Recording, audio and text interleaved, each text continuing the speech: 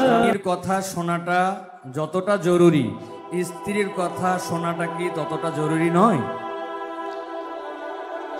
স্বামীর কথা যতটা শুনবেন, স্ত্রীর কথাটাও কি ততটা শুনবেন কিনা। দেখুন, পৃথিবীতে ফ্যামিলি ব্যবস্থাপনা ইসলামে একটা আছে, আর এর বাইরে পশ্চিমাদের আরেকটা আছে। দুইটা সিস্টেম। ইসলামের ফ্যামিলি ব্যবস্থাপনা হলো আল্লাহ তাআলা কোরআনে পরিষ্কারভাবে নির্দেশ করেছেন, আর রিজালু কাওয়ামুনা আলান নিসা। পুরুষদেরকে আল্লাহ রাব্বুল আলামিন নারীদের উপরে দায়িত্বশীল করেছেন, তাদেরকে আল্লাহ তাআলা অভিভাবক বানিয়েছেন। এখন যদি কেউ নারী এবং পুরুষকে সমান সমান করতে চায়, তাহলে তার পরিণতি কি হতে পারে পশ্চিমের দিকে তাকালে বুঝতে পারবেন। ভাইরা আমার,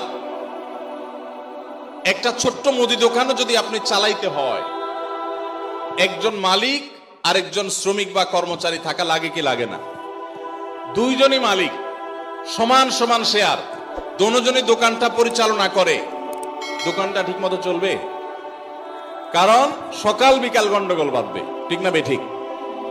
এভাবে কোনো দোকান যদি না চলে, তাহলে একটা সংসার কখনো সুষ্ঠুভাবে চলতে আপনি কাউকে না কাউকে অভিভাবক মানতেই হবে।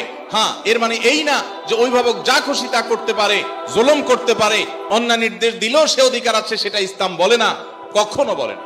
ভাইরা আমার, আজকের পৃথিবী নারীদেরকে সমান অধিকার দিতে বলে, ইসলাম ন্যায্য অধিকার দিতে বলে। ইসলাম কি দিতে বলে? সমান দিলে সব সময় সমতা হয় না, ন্যায্য দিলে সব সময় সমতা, ন্যায্যতা যেটা যৌক্তিকতা সেটাই হয়। আল্লাহ আমাদেরকে বুঝার তৌফিক দান করুন। মা বোনরা যদি যৌক্তিক কোনো আবদার চাহিদা পেশ করেন, সেটা স্বামী কখনো কখনো শুনতে বাধ্য যদি সেটা তার অধিকারের বিষয় হয়, আর কখনো কখনো বাধ্য না হলেও স্বামীকে আল্লাহ তাআলা উদ্বুদ্ধ করেছেন। নবী করিম সাল্লাল্লাহু আলাইহি সাল্লাম তার স্ত্রী আমাদের মা আয়েশা রাদিয়াল্লাহু তাআলা আনহাকে খেলা দেখতে নিয়ে গেছেন। আম্মা জান আয়েশা রাদিয়াল্লাহু তাআলা আনহা এই হাদিস বর্ণনা করার পরে বলেছেন, ফাকদুরু কদরাল জারিয়াতিল হাদিসাতি সিন্নি আল হারিসাতি আলাল্লাহ বে। ও দুনিয়ার পুরুষেরা, যুবকেরা, স্বামীরা, শুনে রাখো, আল্লাহর নবী সাল্লাল্লাহু আলাইহি সাল্লাম নবী হওয়ার পরও, এত ব্যস্ত মানুষ হওয়ার পরও, তিনি তার স্ত্রী হিসেবে আমি যখন তার কাছে খেলা দেখতে চেয়েছি, তিনি নিয়ে গেছেন। যতক্ষণ পর্যন্ত আমি নিজে বিরক্ত হয়ে উঠে না আসি, ততক্ষণ পর্যন্ত নবী সাল্লাল্লাহু আলাইহি সাল্লাম বসেছিলেন, আমাকে নিয়ে আসেন নাই, বলেন নাই আয়েশা চলো আর কত দেখবা, এটা বলেন নাই। অতএব তোমরা তোমাদের কম বয়স্ক যে সমস্ত স্ত্রীগণ আছেন, তাদের বিনোদনের প্রতি, আনন্দের প্রতি তোমরা খেয়াল রাখবে, এটা আম্মা জান আয়েশা বলেছেন। তাহলে বোঝা গেল, স্ত্রী যদি কিছু চায়, সেটা পূরণ করবার জন্য স্বামী যথাযোগ্য চেষ্টা করবেন, যদি অন্যায্য না হয়, অন্যায় না হয়, অযৌক্তিক চাওয়া না হয়। কিন্তু এর মানে এই না যে ইসলাম সবাইকে সমান অধিকার দিয়েছে, সমান অধিকার দিলে মারামারি ছাড়া কিচ্ছু হবে না।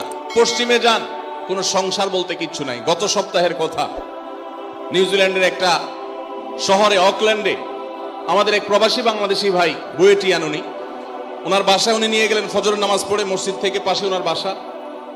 তো ওনার বাসায় গিয়ে আমি একটু আশপাশে কিছু গাছ টাছ দেখলাম, দেখে বের হচ্ছি।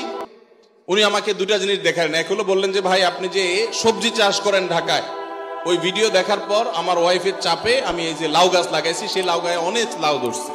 চিন্তা করলাম, আমরা কাজ করছি এখানে 11,500 কিলোমিটার দূরে আমল হয়েছে আলহামদুলিল্লাহ, 11,500 কিলোমিটার দূরে।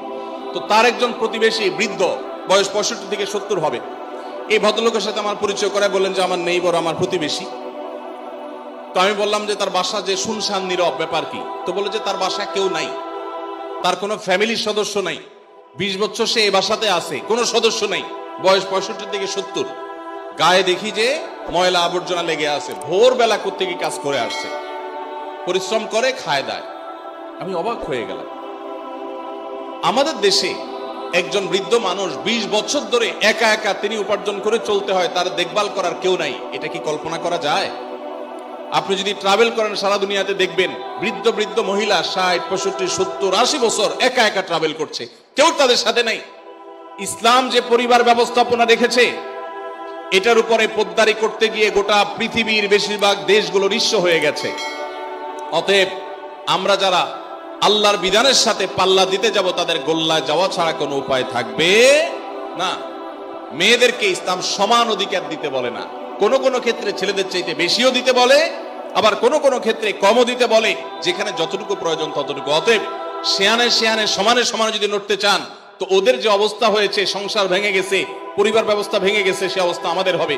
আমি ওই ভাইকে জিজ্ঞেস করলাম, এই লোকটা ফ্যামিলি ছাড়া কেন থাকে? কারো কি একা থাকতে ভালো লাগে? তখন তিনি আমাকে বললেন, ভাই সাধে থাকে না, এজন্য ফ্যামিলি ছাড়া থাকে যে বইয়ের সাথে তো 2 দিনে বেশি 3 দিন বনবে না। নিয়ম হলো, আইন হলো, বেশিরভাগ উন্নত দেশগুলোর আইন একই রকম। 3 বছর যদি বিবাহ লাস্টিং করে, বিচ্ছেদ হলে স্বামীর যা উপার্জন আছে তার অর্ধেক স্ত্রী, স্ত্রীর যা উপার্জন আছে তার অর্ধেক স্বামী পেয়ে যাবে। এই আইনের কারণে মানুষ বিবাহ করতে চায় না, অবৈধ সম্পর্ক দিয়ে সে কাজ সারে, যার কারণে সন্তান হয় না, জেনারেশনের মধ্যে গ্যাপ তৈরি হয়ে যাচ্ছে।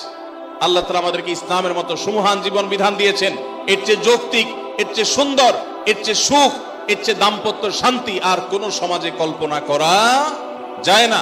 আল্লাহ তাআলার শুকর সেজন্য।